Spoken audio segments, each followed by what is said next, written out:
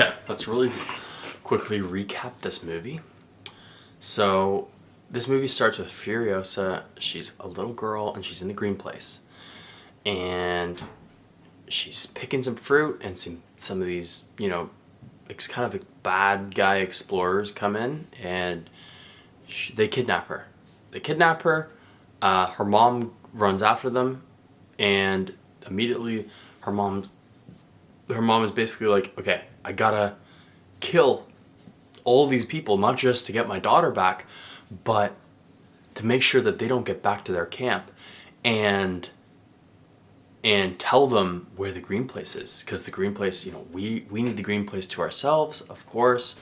It's for us. We have a nice place here. It's just we're all, full human beings, whereas they are like these half-life weird people. I don't really understand that whole thing. But, so we need to protect our location. So she comes with a sniper. She chases them on her motorbike, and she uses a sniper to snipe them. And she gets all of them except for one, and that guy kidnaps Furiosa into his camp. And the leader of the camp is this guy named Dementis. Dementis is played by Chris Hemsworth. It was a little weird seeing him with this big nose and the Jesus brown hair and stuff. I didn't really buy it at first, but he did warm up to me. I also did feel, because his character is very cruel in this movie, and I felt that was kind of like an overcompensation for him. He's trying to break out of his Thor role. He's trying to be perceived as audiences as like, I can do other things, which is all good and fine for an actor to do. But it's just a little bit, I felt like it was a little bit late in the game for him to be doing this. Not that he shouldn't, he should, but it's just late. Like, you're late, man. And I can see what you're doing. You're trying to do this, like, really cruel bad guy role, because it's, like, the opposite of, like, your good guy kind of role. Which, kudos to him. It was a decent role. It's just that it was just so obvious that he's here, like, redefining himself. The one thing that does help me forgive him, though, is that his character in the movie is kind of similar, because his character has this like soft underbelly and has this soft side. Like, he carries this little teddy bear, and like he kind of like sometimes acts like he'll see his soft side coming out, but then when he's really cruel, like, he's kind of forcing it. Like, he's kind of like, I have to be this way. He justifies it like, I have to be this way because the desert's a hard place, and like, I gotta be hard. Like, it's like almost like he doesn't really want to, but like he has to do it. He feels like he has to do it. So it's kind of like, it's almost like he's making fun of his real self, like Chris Hemsworth, because Chris Hemsworth is like, I'm being this bad guy, do this bad guy role, but like, it's just me, but I have to do this bad guy role to, like, I don't know if that's really what was going on, but it was a funny, like, meta thing going on there. But he was the best character. Unfortunately, he was the best character in the movie, because the other characters didn't really have a lot to do. They weren't that good. Furiosa herself, I didn't like her character. It was boring. Obvious. Nothing surprising about her. Like, what really bothered me is that George Miller, or the director, like, it was like he really wanted to surprise you with how Furiosa is in hiding as this boy. So what happens is she gets kidnapped, then she gets traded to Rizdale, the really pale guy with the Bane mask thing, long white hair. She gets traded to him as like a little girl, and the whole plan for her is that she's going to grow into one of his wives.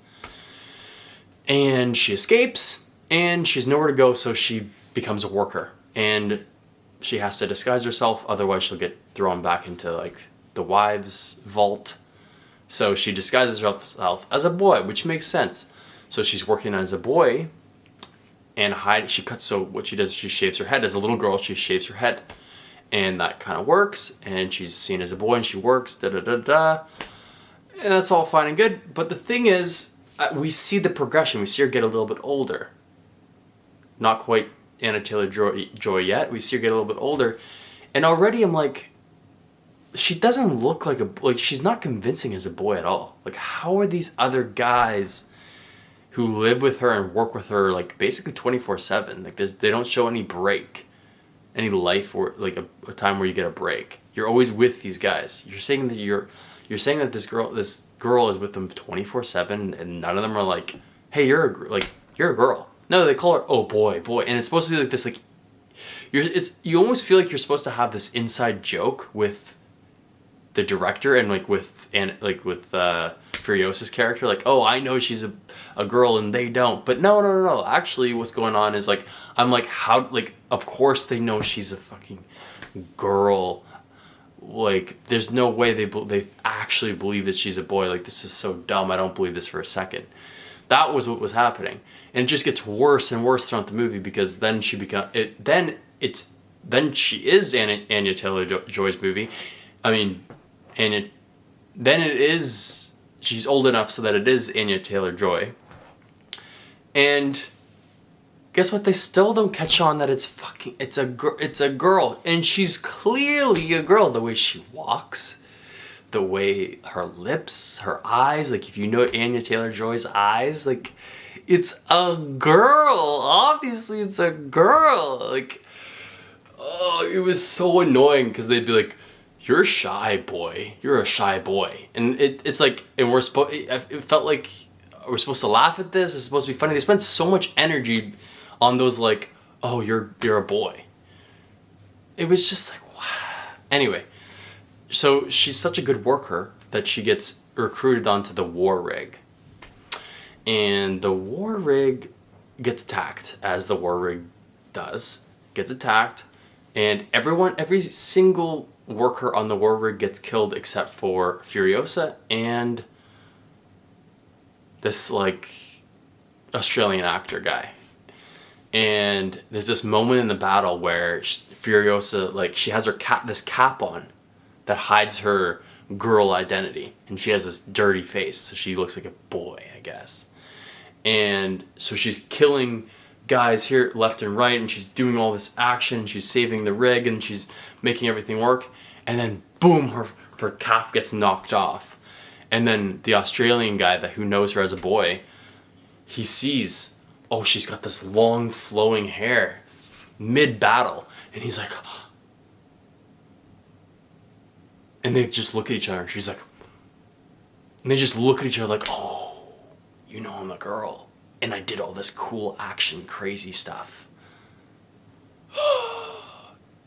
Meanwhile, I'm sitting there like, oh my, you grew your hair for how many years for it to be that long, and no one caught on? You didn't take your cap off once in front of anyone else and get found out?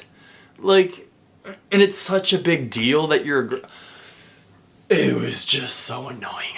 I'm sorry, it's so annoying. It's terrible. I hated it. Anyway, so then they have a little love story where they kind of slowly fall in love, and I didn't believe that for a second. There was no chemistry in that at all. There was no playfulness. It was just such a stone cold relationship. Anyway, and he dies really quickly, and she doesn't really give a fuck, and doesn't mention him at all or cry or anything. It's so dumb.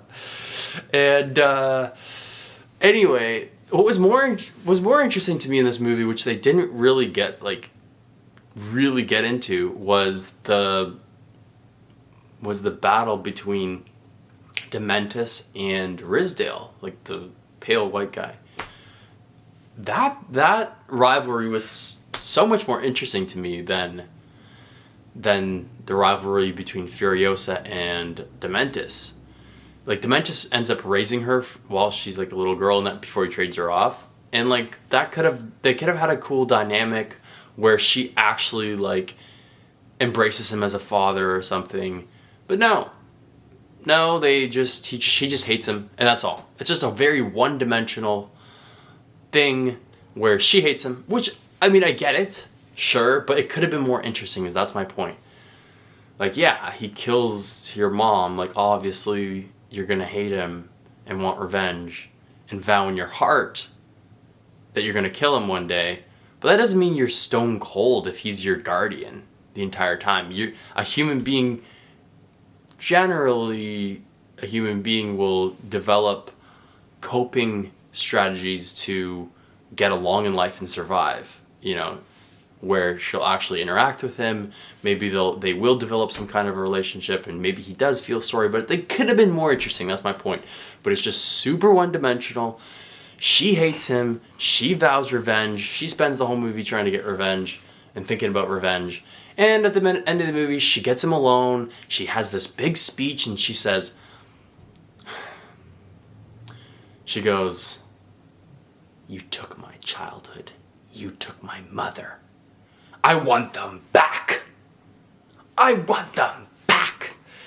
And it was so dumb. It was so dumb. Because,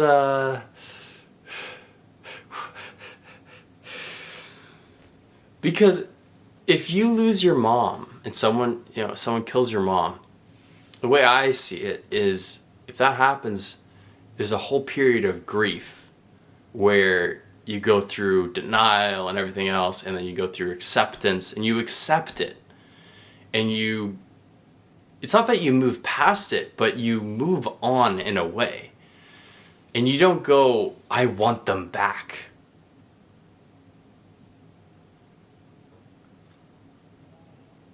Like, the childhood part, oh, fine, I get it. But, like, anyway, I just didn't believe it. I'm trying to justify why I didn't feel it, but I can just tell you right now, I didn't feel it. She didn't do a great job. Furiosa didn't do a great job. I don't think it was written well for her either, so I don't know who to blame here. I think both. She just wasn't. It wasn't convincing. It wasn't convincing. It was very try-hardy, and yeah. So it wasn't for me. And then the way she takes revenge, such a weird thing. I kind of liked it, but I didn't like it on a deep level. Wasn't like, wow, like, it didn't hit me.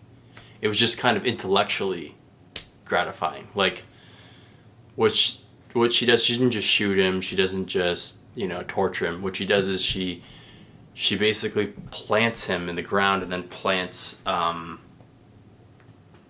tree in his, like, groin area. So it's, like, growing, like, the roots go into him and stuff, and he just becomes like an old man, like, just like suffering for years.